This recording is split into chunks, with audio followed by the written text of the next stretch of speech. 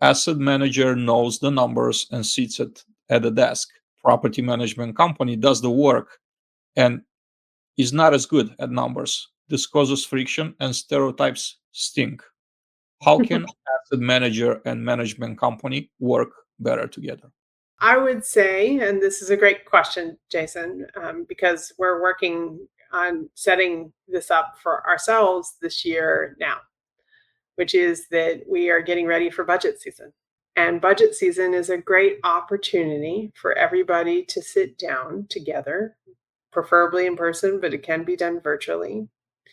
And it could be at your request. It doesn't need to be at waiting for the asset manager to make that request. Say, I'm ready to present this information to you. I want to go over why. It's important for me to explain my thinking behind my numbers, to develop some respect between both parties if that is the financial piece challenge that's missing. To harken back to my initial experience I was telling you about, at Covenant, people could tell me that I bought 6 cases of toilet paper. They couldn't tell me why.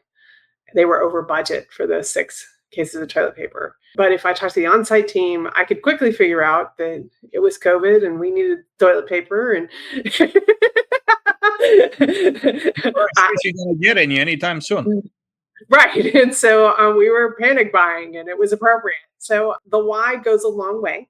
Creating space to communicate the why is what I would seek out an opportunity for, whether that's on a site visit or a budget presentation, which I would push for. I just think it helps build trust and create value between both properties so there isn't that friction, or there's less friction. There's always going to be some friction, but that there's less friction in that relationship.